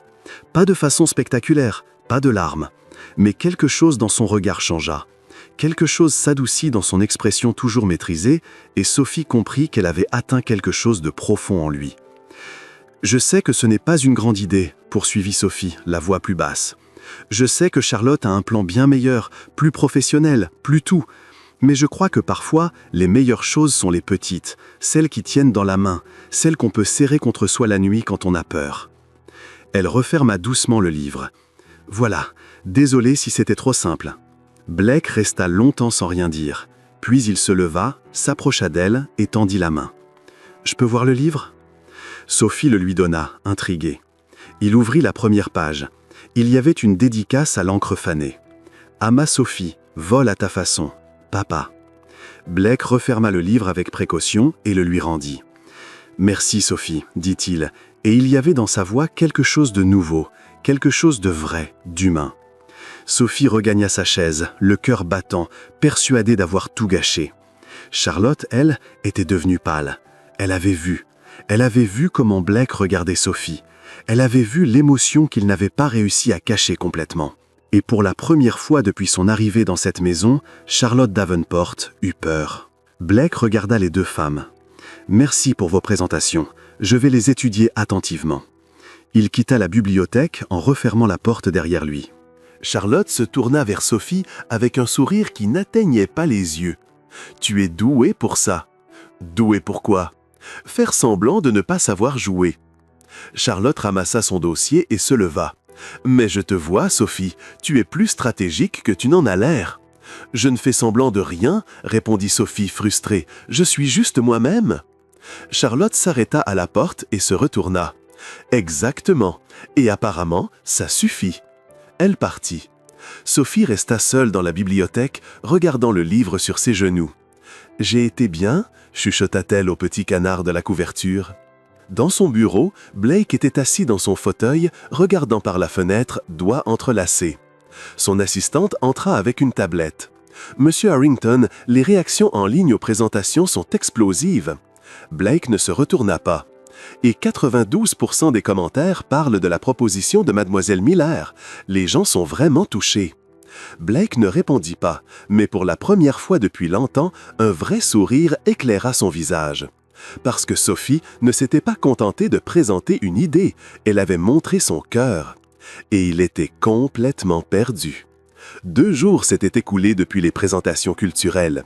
2 jours pendant lesquels Charlotte regardait à peine Sophie, encore sous le choc que Blake était été visiblement ému par la proposition simple et sincère de livres d'occasion.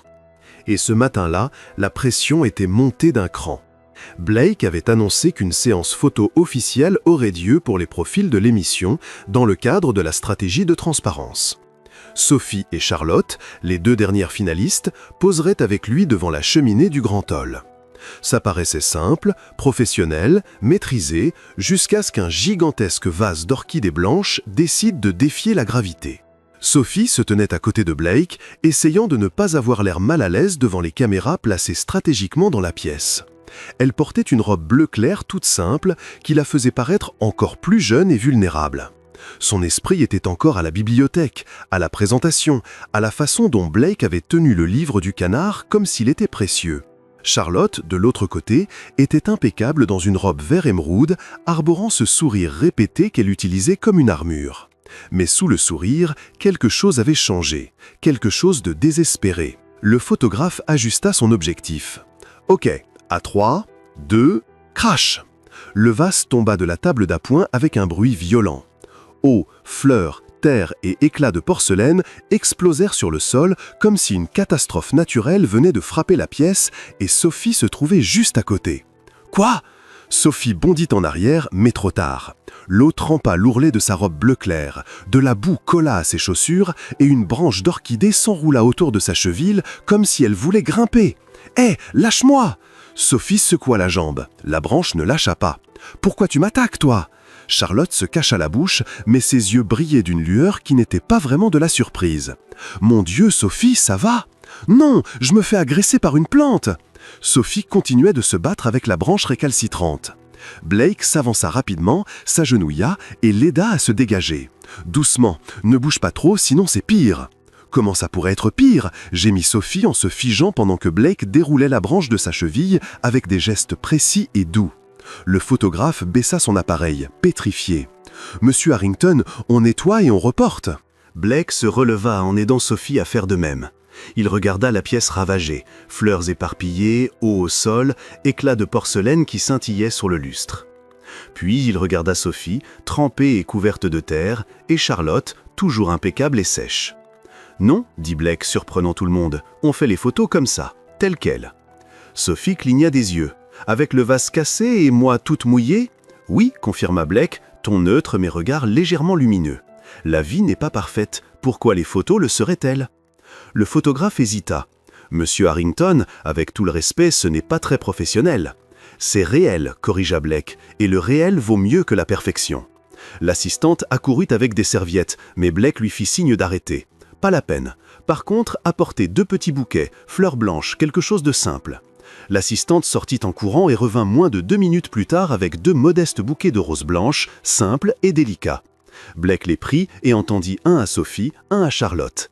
Sophie regarda le bouquet, puis sa robe trempée, puis Blake. « T'es sûr? J'ai l'air d'être tombé dans une flaque. »« Tu as l'air vrai, » répondit Blake en se replaçant entre elles. Charlotte serra son bouquet très fort, gardant son sourire, mais la tension dans ses épaules était évidente. Le photographe ajusta de nouveau. « Bon, à 3, 2, 1, clic !» La photo captura tout. Blake au centre, impeccable. Charlotte à gauche, parfaite et composée. Et Sophie à droite, robe bleu clair tachée d'eau et de terre, cheveux un peu en désordre, tenant son simple bouquet à deux mains comme un trésor. Mais il y avait sur son visage une sincérité, une vulnérabilité authentique qui rendait l'imperfection parfaite. Après quelques autres clichés, Blake congédia tout le monde. « Merci, ce sera tout. » Le photographe partit. L'assistante commença à sortir. Charlotte fit un pas vers la porte, soulagée que ce soit fini. « Charlotte, attends une seconde, » dit calmement Blake. Charlotte s'arrêta, se retourna avec un sourire nerveux. « Oui ?» Blake s'approcha de la table où se trouvait le vase. Sophie remarqua qu'il observait quelque chose avec attention. Pas les éclats, mais le socle du vase cassé. Et là, il le vit. Un fil transparent, presque invisible, encore attaché au socle de porcelaine. L'autre extrémité était nouée autour du pied de la chaise la plus proche, la chaise sur laquelle Charlotte était assise quelques minutes plus tôt, pendant que le photographe installait son matériel. Blake saisit délicatement le fil entre ses doigts. La pièce devint totalement silencieuse. Sophie le regarda, perplexe. « C'est quoi ça ?» Charlotte pâlit visiblement. « Fil de nylon », dit Blake, et sa voix était si froide que la température sembla chuter de 10 degrés. Utilisé pour faire tomber le vase. L'estomac de Sophie se noua. Quelqu'un l'a fait exprès? Blake regarda Charlotte droit dans les yeux. Pas avec une colère explosive, pas avec une accusation théâtrale. Juste une expression calme, calculée, 1000 fois plus effrayante que des cris. « L'autre bout était attaché à ta chaise, Charlotte, » dit-il lentement. Charlotte laissa échapper un rire forcé, nerveux. « Blake, c'est ridicule, n'importe qui aurait pu faire ça. Le personnel de ménage, quelqu'un de la production, même Sophie elle-même pour se faire passer pour la victime. » Le cœur de Sophie battait à 100 à l'heure. Je ne savais même pas que ce fil existait. Blake garda les yeux rivés sur Charlotte, impassible. « Sophie est restée à côté de moi depuis qu'on est entré dans cette pièce. Toi, en revanche, tu es arrivé 15 minutes en avance et tu as demandé à rester seule ici pour te préparer mentalement. Ce sont tes mots, pas les miens. » Charlotte tenta de garder son sang-froid, mais ses mains tremblaient. « Ça ne prouve rien. » Blake tendit le fil à l'assistante près de la porte. « Garde ça. » Puis il se tourna vers Sophie. « Ça va ?» Sophie hocha lentement la tête, encore sous le choc. « Je crois, oui. » Blake reporta son regard sur Charlotte, la déception clairement visible. « On doit parler. Maintenant, dans mon bureau. » Charlotte tenta de sourire, mais sa sortie brisée. « Blake, je peux expliquer tout de suite. »« Dans mon bureau, » répéta-t-il, sans laisser place à toute discussion. Blake sortit. Charlotte le suivit, essayant de conserver sa dignité, mais ses pas étaient raides et tendus. Sophie resta seule dans la pièce dévastée, regardant le petit bouquet de roses blanches encore dans ses mains. L'assistante s'approcha doucement. « Mademoiselle Miller, voulez-vous que je vous accompagne pour vous changer ?» Sophie hocha la tête, mais ses yeux restaient fixés sur la porte par laquelle Blake et Charlotte étaient partis. « Elle a vraiment essayé de me faire du mal ?» chuchota-t-elle. L'assistante ne répondit pas, mais son expression parlait pour elle. Sophie regarda les fleurs par terre, la porcelaine brisée, le bouquet dans ses mains. « Je n'avais même pas fait quoi que ce soit cette fois, » murmura-t-elle. « Pourquoi elle a fait ça ?» Pendant ce temps, dans le bureau, Blake se tenait face à la fenêtre, dos à Charlotte, mains dans les poches. « Je ne vais pas te demander si tu l'as fait, » dit-il, calmement mais fermement, « parce que je le sais déjà. » Charlotte tenta de parler, il leva la main. « J'attendais mieux de toi, Charlotte. La compétition, c'est sain. Le sabotage, ça franchit une ligne. » Il se tourna et la regarda droit dans les yeux. « Tu pars demain matin. » Charlotte sentit son monde s'écrouler. « Blake, s'il te plaît. »« Demain matin, » répéta-t-il. « Décision définitive. » Charlotte quitta le bureau, essayant de marcher droit. Mais quand la porte se referma derrière elle, elle s'appuya contre le mur, yeux fermés. Elle avait perdu. Et Blake savait exactement ce qu'elle avait fait. La photo avec le vase cassé devint virale en moins de 3 heures. Le lendemain matin de la séance, l'équipe média de l'émission publia les photos officielles sur toutes les plateformes. L'image choisie fut exactement celle-là. Blake au centre, impeccable. Charlotte à gauche, trop parfaite.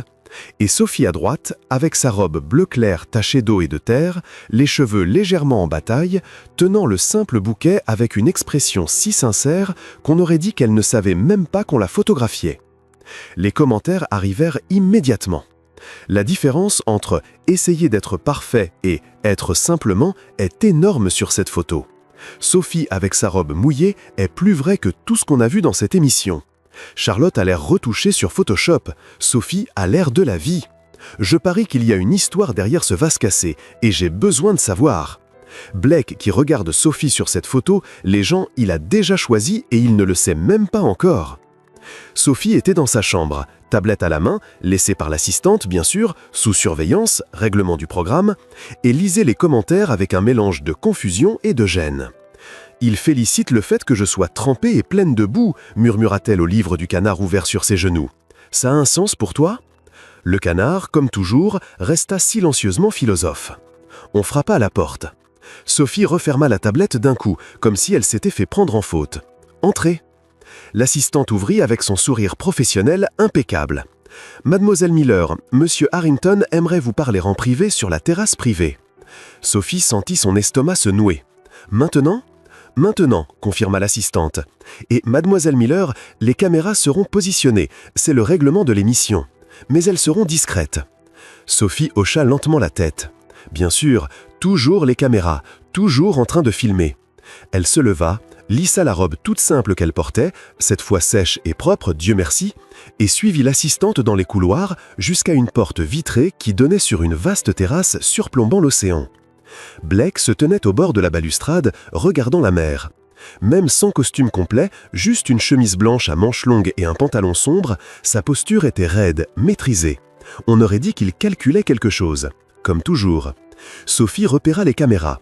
2, placées discrètement dans les coins de la terrasse, objectif braqué pour tout capter. « Des millions de personnes vont voir ça », pensa-t-elle, l'estomac de nouveau noué. L'assistant se retira sans bruit en refermant la porte. Sophie resta plantée là, ne sachant pas quoi faire de ses mains. « Tu voulais me parler ?» Blake se tourna. Son visage était neutre, professionnel. Cette même expression froide et calculée qu'il arborait en réunion, en conférence de presse ou sur les photos corporate. « Oui, assieds-toi, je t'en prie. » Il y avait 2 fauteuils en osier avec des coussins moelleux. Sophie s'assit, posa les mains sur ses genoux, essaya de ne pas regarder directement les caméras, mais en ressentait le poids à chaque mouvement. Blake prit place dans l'autre fauteuil, gardant une distance précise, mesurée. Il croisa les mains sur son genou avec exactitude.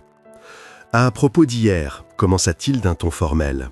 Sophie l'interrompit aussitôt. « Je te jure que je n'ai pas fait tomber le vase, je n'ai même pas touché la table. J'étais figée comme une statue parce que j'avais peur de rater la photo et... » L'incident a été élucidé, coupa Blake de cette voix ferme et égale qui ne travissait aucune émotion. Les preuves ont été examinées. Tu n'étais pas responsable. Sophie cligna des yeux. Il était si formel, si différent de l'homme qui avait tenu son livre avec douceur sur la plage. « Merci, dit-elle doucement. Blake hocha la tête, posture parfaite. « J'aimerais mieux comprendre ton parcours, ton histoire, pour prendre une décision éclairée. » Décision éclairée? Sophie sentit un frisson. Il parlait comme en conseil d'administration. Mais Blake ajouta, d'un ton à peine plus doux, « Parle-moi de toi. Qui tu étais avant de venir ici ?» Sophie jeta un bref regard à une des caméras, puis revint à Blake. Tout le monde allait entendre ça. Sa belle-mère, Brianna, des millions de gens. Mais quand elle croisa son regard, même derrière cette façade composée, elle vit quelque chose. Quelque chose de caché, mais réel. Qu'est-ce que tu veux savoir ? Ta famille, ton enfance, pourquoi tu as accepté de participer ? Dit Blake, gardant un ton professionnel, mais ses yeux trop concentrés pour n'être que stratégie. Sophie inspira profondément et, pour la première fois devant les caméras, devant des millions de personnes, elle se mit à parler. Mon père, c'était tout pour moi. Sa voix était basse mais stable. Il travaillait beaucoup, mais il trouvait toujours le temps de me lire une histoire avant de dormir. Toujours le même livre, Le Petit Canard qui ne savait pas voler. Blake écoutait en silence, expression neutre. Mais Sophie remarqua qu'il ne détournait pas les yeux une seconde. Quand il est mort, j'avais 13 ans. Et d'un coup, la maison qui était pleine de lumière est devenue lourde. Ma belle-mère, Hélène, elle ne m'a jamais aimé. Un petit rire amer. Et ma demi-sœur, Brianna, elle avait tout. Les études, les vêtements, les voyages. Moi, je m'occupais de la maison, parce que c'est ce que j'étais pour elle, utile. Blake gardait la posture raide, mais Sophie vit ses doigts se crisper légèrement sur son genou. Et quand l'argent a manqué, ma belle-mère a vu cette émission, a vu une chance de gagner 5 millions et m'a inscrite. Sophie regarda Blake droit dans les yeux. Je n'ai pas choisi d'être ici. Elle m'a envoyé comme un ticket de loterie. À Ashford Street, Elaine regardait le direct, figée sur le canapé. Brianna à côté, bouche ouverte.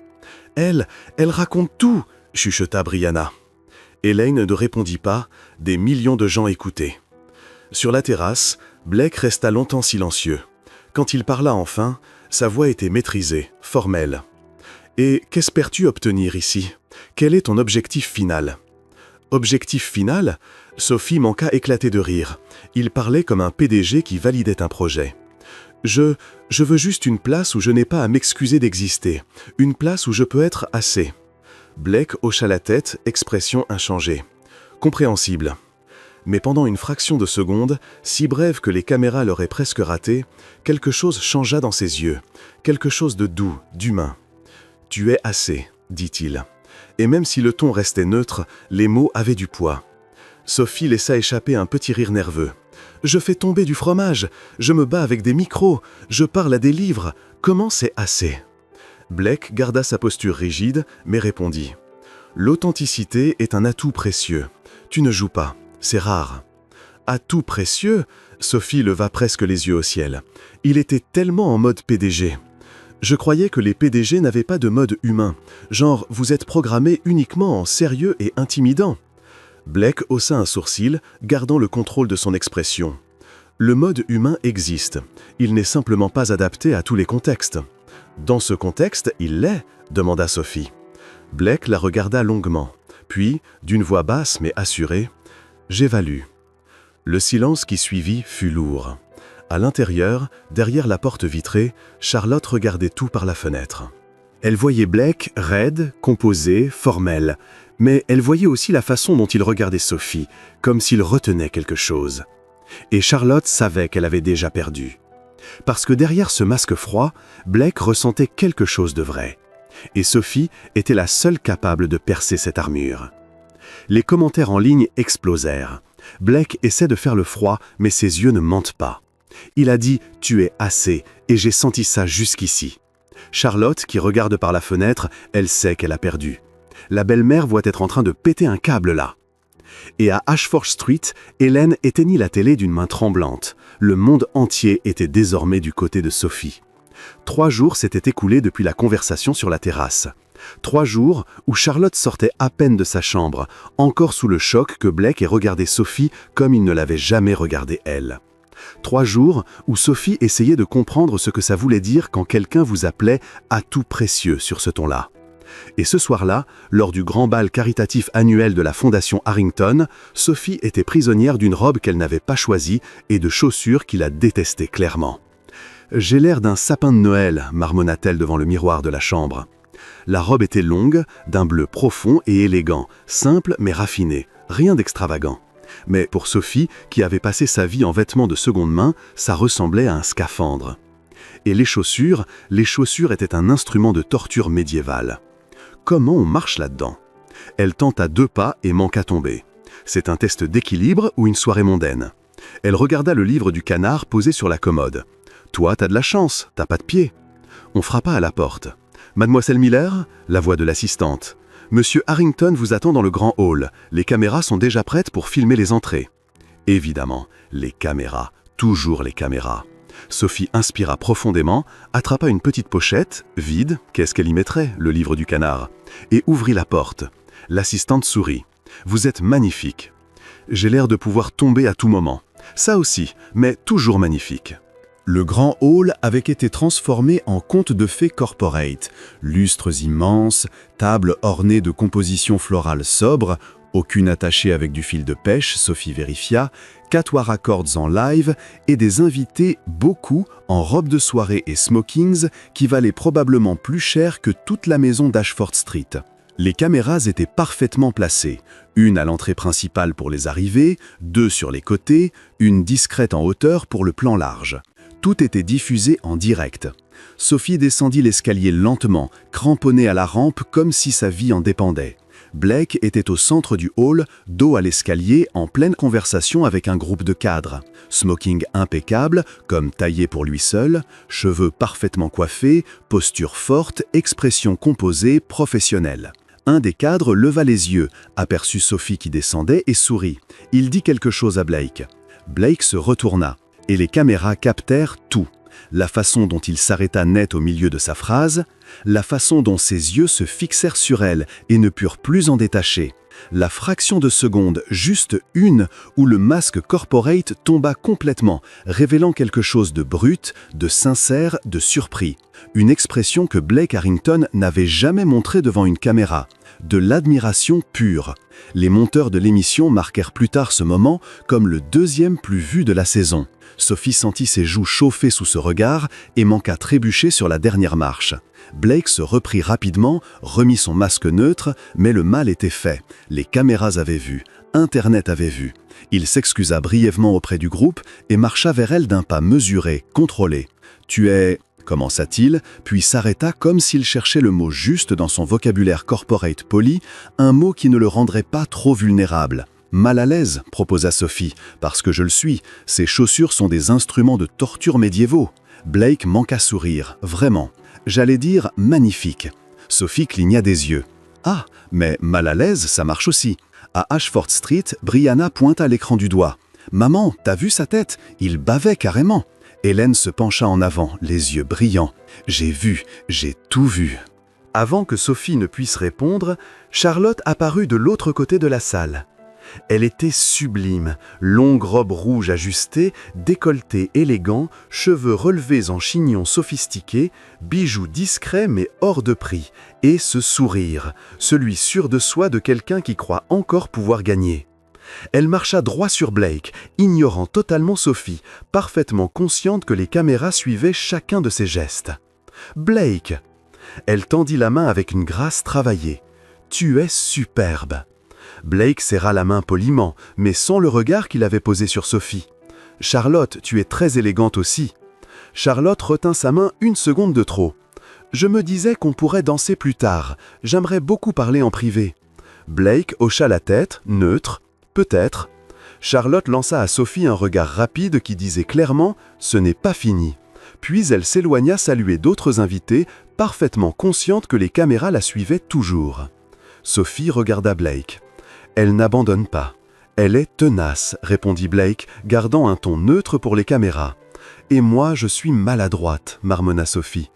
Blake la regarda droit dans les yeux, oubliant une seconde qu'on les filmait. « Tu es vrai. » Avant que Sophie ne puisse digérer ça, la musique changea. Le quatrior entama une valse lente. Blake tendit la main. « Tu veux danser ?» Sophie regarda sa main comme un piège. « Je ne sais pas valser. Je t'apprendrai. Je vais t'écraser les pieds. J'ai des chaussures en cuir italien, elles tiendront le choc. » Sophie hésita, puis posa sa main dans la sienne. Blake l'entraîna au centre de la piste. Les caméras captèrent tous les angles. Les invités regardaient en silence. De l'autre côté de la salle, Charlotte, également filmée, serra son verre de champagne. Blake posa une main sur la taille de Sophie et tint fermement son autre main. « Suis-moi, ne réfléchis pas trop. » Ne pas trop réfléchir est littéralement impossible là. Il y a genre 5 caméras braquées sur nous, chuchota Sophie. Alors regarde-moi, oublie les caméras. Il fit le premier pas. Sophie tenta de suivre et marcha sur son pied. Oh, pardon. Elle voulut reculer, mais Blake tint bon. Ce n'est rien, recommence. Elle recommença et marcha encore sur son pied.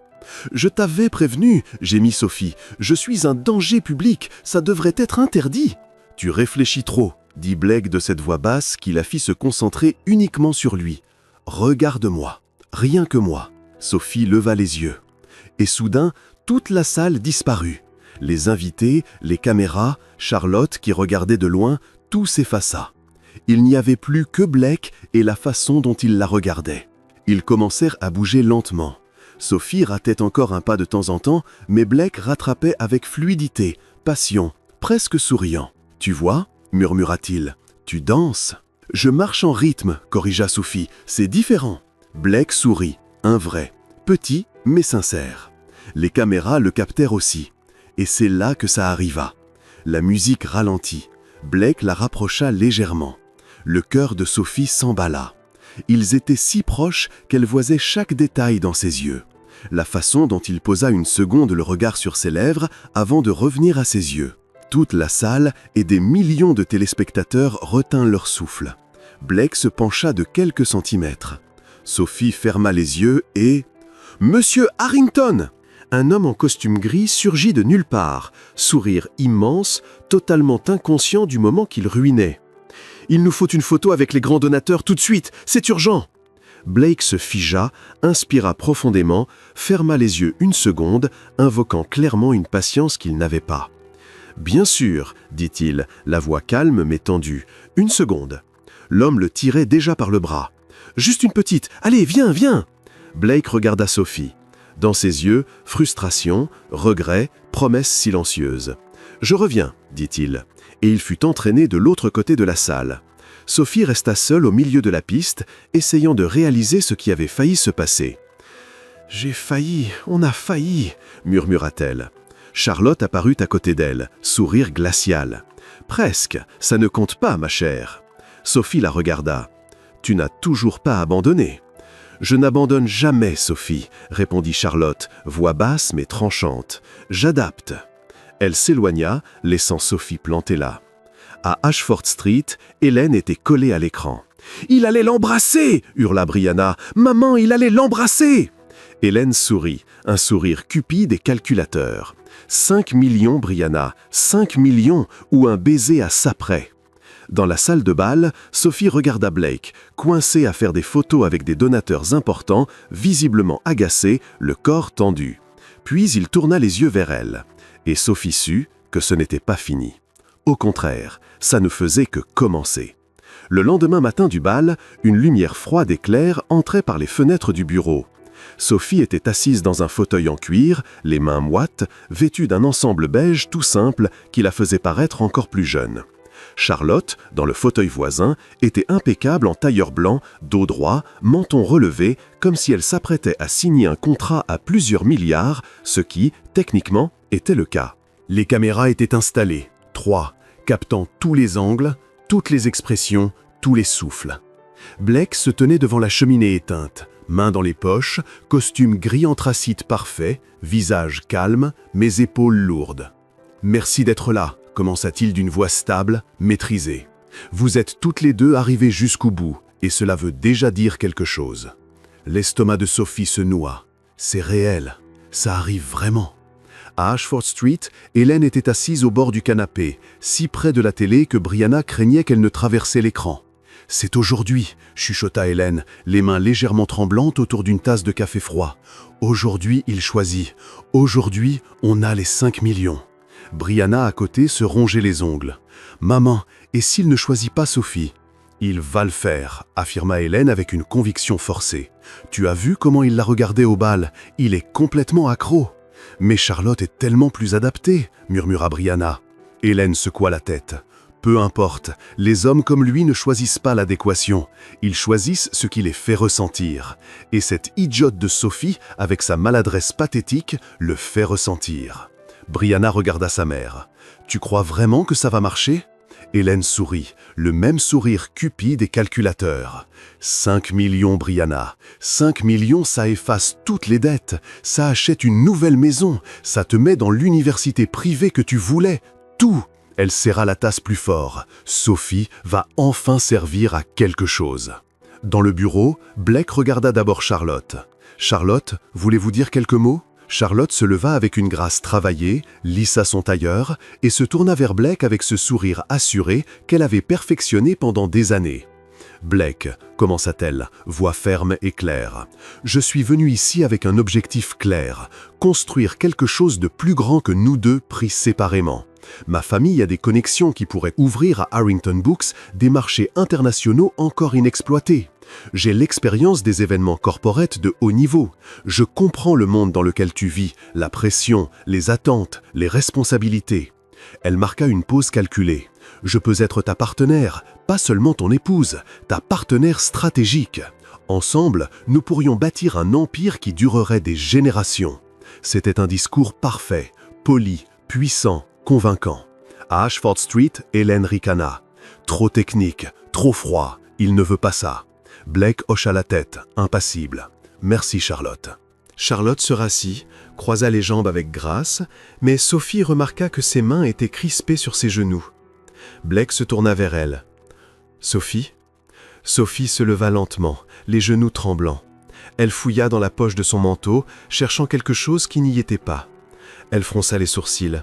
« J'avais des notes, » avoua-t-elle en vérifiant l'autre poche. « J'avais écrit genre 3 pages, mais je crois que je les ai laissées dans ma chambre, ou dans l'autre manteau, ou je les ai perdues. » À Ashford Street, Brianna gémit. « Elle a perdu ses notes? Sérieux ?» Hélène se pencha en avant. « Chut, laisse-la parler. » Charlotte esquissa un petit sourire. Blake, étonnamment, sourit presque aussi. Sophie inspira profondément. « Bon, tant pis, pas de notes. » Elle regarda Blake, puis Charlotte, puis de nouveau Blake. « Je n'ai pas de connexions internationales, à peine nationales.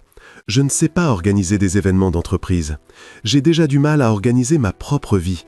Et je ne comprends définitivement pas le monde dans lequel tu vis, Blake, parce que jusqu'à il y a une semaine, je pensais que le vin rouge, c'était juste du vin qui était rouge par hasard. » Charlotte leva discrètement les yeux au ciel. Sophie continua, la voix plus forte. « Mais il y a une chose que je sais. Je sais ce que c'est d'être invisible toute sa vie. Je sais ce que c'est de se réveiller tous les matins en pensant qu'on ne compte pas, qu'on n'a aucune valeur, qu'on n'existe que pour servir les autres. » Elle regarda Blake droit dans les yeux. « Et depuis que je suis ici, pour la première fois de ma vie, quelqu'un m'a vu. Pas comme un problème, pas comme un fardeau, mais comme une personne. » À Ashford Street, Hélène était littéralement collée à l'écran. « Oui, oui, continue, Sophie. » Blake ne détournait pas le regard. Sophie déglutit, les yeux piquants. « Je ne sais pas si je suis le bon choix. Je ne sais pas si je peux être une partenaire stratégique ou aider à bâtir un empire. Mais je sais que si tu me choisis, je me réveillerai tous les jours reconnaissante d'avoir été vue.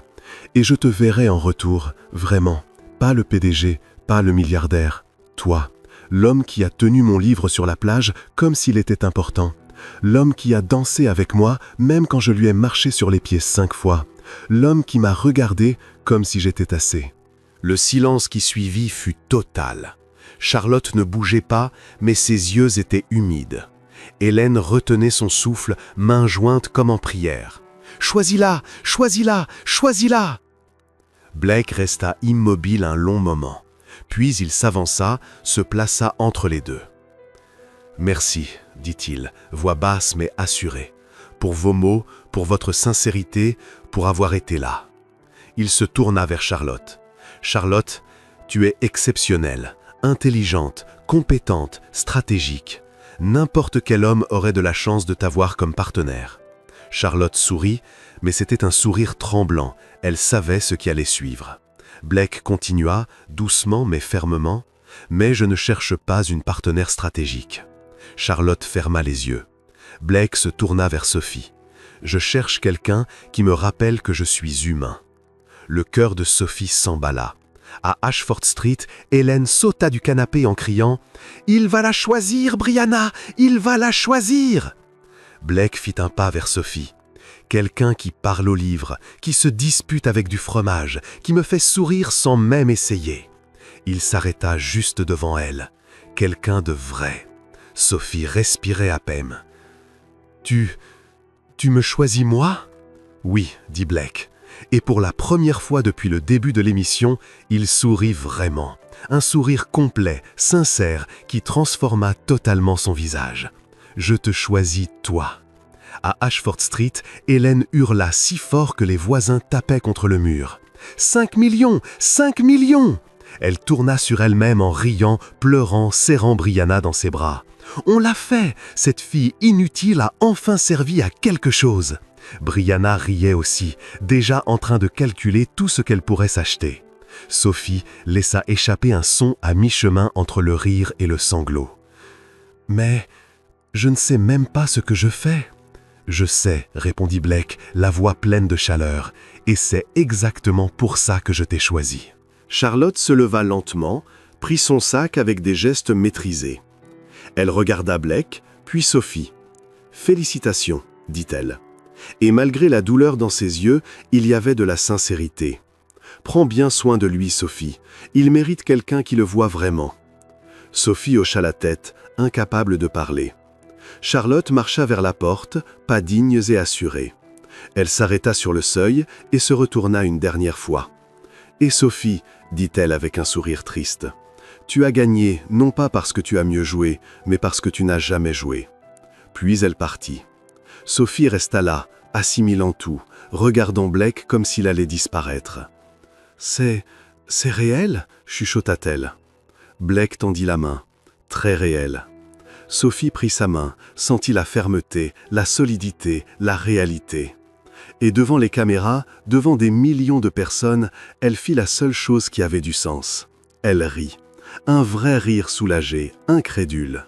« Il faut vraiment que j'arrête de perdre mes notes, dit-elle. » Blake rit aussi. Et pour la première fois depuis longtemps, ce rire ne sonnait pas forcé.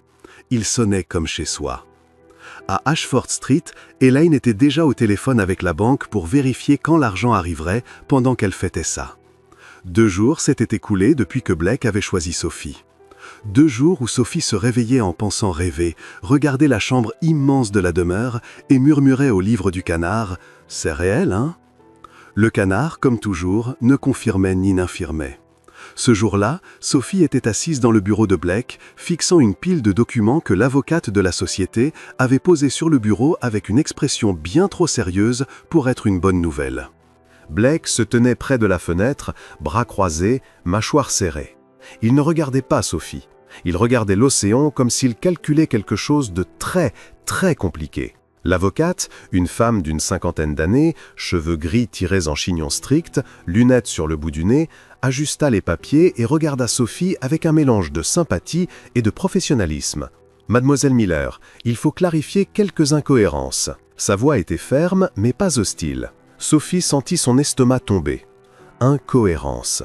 L'avocate poussa les documents vers elle.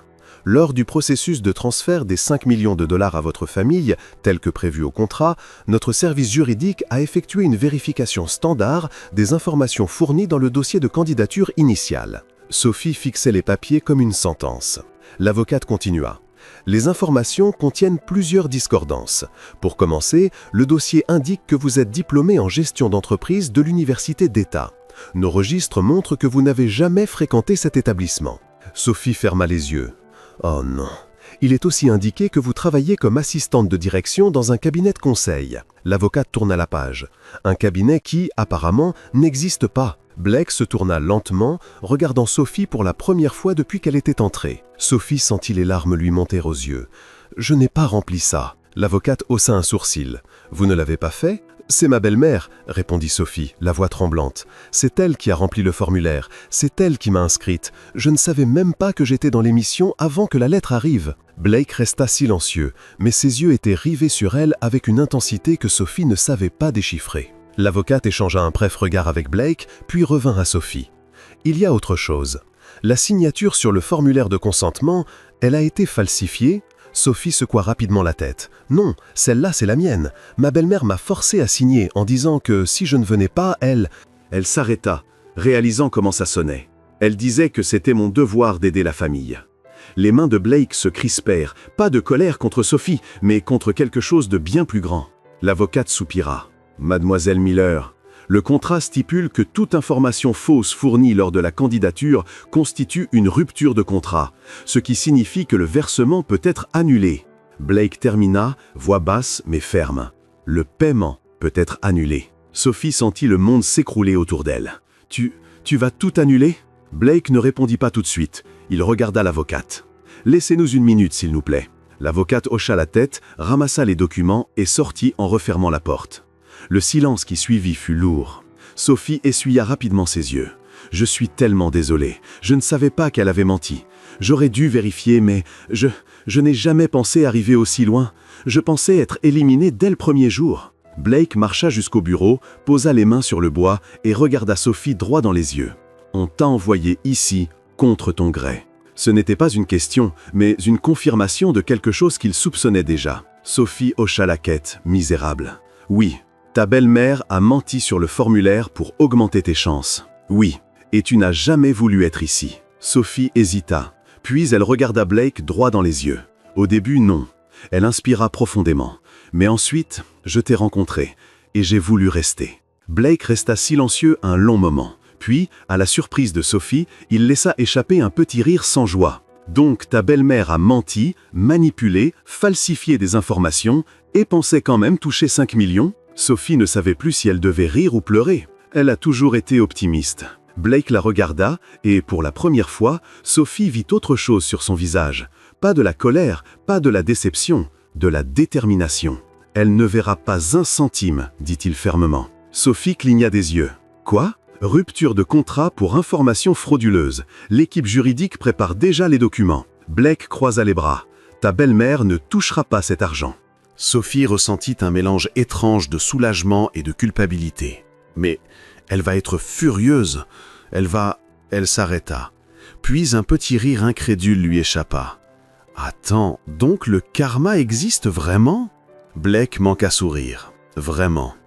Mais il y a une chose, Sophie. » Il s'approcha, se plaça juste devant elle. « Je n'annule rien à cause de ces mensonges.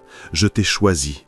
Et maintenant que je sais qu'on t'a envoyé ici comme si tu étais un bien... » Il marqua une pause, mâchoire serrée. « Ça ne fait que me conforter dans l'idée que refuser le paiement à ta famille est la bonne décision. » Sophie le regarda, à la fois perdue et soulagée.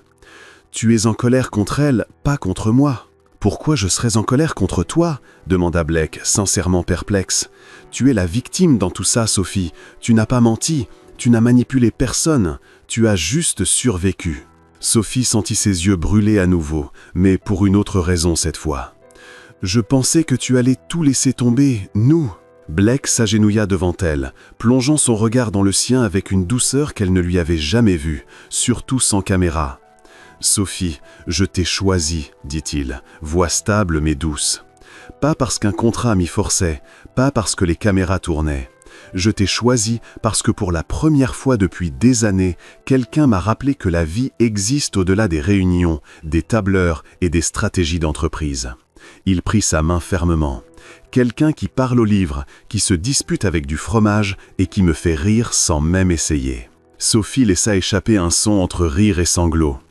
« Je suis vraiment douée pour me battre avec la nourriture. C'est pratiquement mon super pouvoir. » Blake sourit, un vrai sourire, complet, sans caméra pour le capter. « Le meilleur que j'ai jamais vu. » Sophie essuya ses yeux, encore en train d'assimiler. « Mais, et l'argent? Le contrat disait que la famille de la choisie recevrait 5 millions. Si on annule le versement, tu romps aussi le contrat, non ?» Blake secoua la tête. La clause sur les informations frauduleuses annule le paiement à la partie qui a commis la fraude. Il marqua une pause, choisissant ses mots. « Mais l'argent qui était destiné à ta famille, je veux te le donner directement à toi, pour que tu puisses commencer ta propre vie, loin de cette maison, loin des gens qui te traitent comme si tu ne comptais pas. » Sophie se figea complètement. « Tu veux me donner 5 millions à moi ?» « Oui, Blake. C'est insensé ?» Sophie se leva et marcha de long en large. « Tu me connais à peine. J'ai fait tomber une roue de fromage. Je parle à des livres. Je ne sais même pas quoi faire de 5 $, alors 5 millions !» Blake se leva aussi, se plaça doucement devant elle pour lui barrer le chemin. « Alors apprends, utilise-les pour découvrir qui tu es quand personne ne te dit quoi faire. Voyage, fais des études, ouvre cette librairie de livres d'occasion dont tu as parlé pendant ta présentation. » Il posa doucement les mains sur ses épaules. « Sois libre, Sophie. » Sophie le regarda, les larmes coulant librement maintenant. « Mais pourquoi? Pourquoi tu ferais ça ?» Blake prit son visage entre ses deux mains, la forçant à le regarder droit dans les yeux. Plus de barrières, plus de masque corporate. « Parce que je suis tombé amoureux de toi, Sophie Miller, » dit-il calmement, fermement, sincèrement, totalement. Et je veux que tu aies la chance de vivre la vie que tu as toujours méritée. Pas comme une obligation, pas comme un paiement, mais parce que tu mérites d'être heureuse.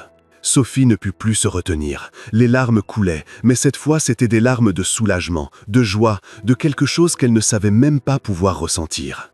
Donc, chuchota Sophie, la voix tremblante, le karma existe vraiment, hein? Ma belle-mère perd tout et moi j'ai une vie. Blake sourit. Ça me semble juste. Sophie laissa échapper un rire mouillé. Elle va me détester encore plus. Elle te détestait déjà, répondit Blake, factuel. Au moins maintenant, tu n'es plus obligé de vivre avec elle. Et puis Blake l'embrassa. Sans caméra, sans public, sans direct, sans stratégie. Juste eux deux, dans le bureau silencieux avec le bruit de l'océan au loin. Et c'était réel, parfaitement, totalement réel. Quand ils se séparèrent enfin, Sophie riait et pleurait en même temps, un mélange chaotique qui résumait parfaitement ce qu'elle ressentait. « Je te trouve toujours complètement fou », dit-elle, en posant son front contre le sien. « Probablement », admit Blake, souriant comme il ne l'avait jamais fait devant une caméra. « Mais je ne me suis jamais senti aussi sain d'esprit de ma vie. » Sophie le regarda, vraiment, et vit non pas le milliardaire PDG, non pas l'homme des couvertures de magazines, mais juste Blake. L'homme qui avait tenu son livre sur la plage, qui avait dansé avec elle même après qu'elle lui eût marché 5 fois sur les pieds, qui l'avait vue quand elle était invisible. « Alors, qu'est-ce qui se passe maintenant » demanda Sophie. Blake sourit. « Maintenant, tu signes quelques papiers chiants avec l'avocate, tu reçois 5 millions, et ensuite… » Il marqua une pause, la regardant avec ce regard qui lui coupait toujours le souffle. « Ensuite, on découvre ensemble. » Sophie hocha la tête, encore pas tout à fait convaincue que c'était réel. « Ensemble, j'aime bien ça. Moi aussi. » Mais à Ashford Street, à cet instant précis, le téléphone d'Hélène sonna. Numéro corporate, sérieux, formel. Elle décrocha avec un immense sourire, persuadée que c'était la confirmation du virement. Ce qu'elle entendit fut tout autre. Madame Hélène Miller, Patricia Chen du service juridique de Harrington Corporation à l'appareil. Je vous appelle pour vous informer qu'en raison de graves incohérences et d'informations falsifiées dans le dossier de candidature, le versement des 5 millions de dollars a été officiellement annulé pour rupture de contrat. Vous recevrez les documents officiels par courrier dans les prochains jours. Bonne journée. Clic. Hélène se figea, le téléphone encore à la main. Brianna la regarda, perdue. « Maman, qu'est-ce qui se passe? Ils envoient l'argent ?» Hélène ne répondit pas. Elle ne pouvait pas. Parce qu'en un seul appel, tout ce qu'elle avait prévu, tout ce sur quoi elle avait compté, tout ce qu'elle pensait acquis, avait disparu. Et Sophie Miller, la belle fille qu'elle avait toujours traitée comme rien, venait de tout gagner. 6 mois s'étaient écoulés depuis ce jour dans le bureau. 6 mois depuis le baiser sans caméra. 6 mois depuis que Blake avait annulé le versement à sa famille et proposé l'argent directement à Sophie pour qu'elle commence sa propre vie. En 6 mois, beaucoup de choses avaient changé pour tout le monde. Hélène et Brianna avaient dû vendre la maison d'Ashford Street pour payer leurs dettes. Elles vivaient maintenant dans un petit appartement, une chambre, partageant les frais. Hélène travaillait comme caissière de nuit dans une supérette. Brianna servait des cafés dans un café du quartier, son premier vrai boulot à 25 ans. Sophie n'avait jamais appelé, jamais rendu visite, jamais envoyé un centime. Elle aidait passer à autre chose. De son côté, Sophie avait utilisé une partie de l'argent pour réaliser un vieux rêve. Elle avait ouvert la librairie du Petit Canard. L'enseigne était simple, peinte à la main avec un petit canard jaune dans le coin. L'espace était modeste, 2 pièces rénovées en centre-ville de Portland, mais débordant de vie. Étagères remplies de livres d'occasion donnés, coussins colorés éparpillés au sol, petite table avec des crayons pour que les enfants dessinent. Sophie rangeait des livres quand une petite fille entra timidement. « Je peux emprunter un livre ?» demanda-t-elle doucement. Sophie s'agenouilla, souriante. « Tu peux en prendre autant que tu veux. Et tu sais ce qui est encore mieux ? Quand tu le ramèneras, tu pourras écrire un petit mot dedans pour dire ce que tu en as pensé. Comme ça, la prochaine personne saura que quelqu'un a déjà aimé ce livre avant elle. » La petite sourit et courut vers les étagères. Sophie regarda autour d'elle sa petite librairie pleine de vie. C'était à elle, son rêve, son cœur, et c'était parfait. Chez Harrington Books, Blake avait fait un changement lui aussi. Au mur derrière son bureau, soigneusement encadré, trônait le livre du Petit Canard. Couverture abîmée, page gondolée par l'eau de mer, illustration fanée. Et sur la première page, bien visible derrière la vitre, « À ma Sophie, vole à ta façon, papa ». Blake regardait ce livre plusieurs fois par jour, et il souriait toujours. Ce livre avait tout changé. Et maintenant, enfin, c'était le grand jour.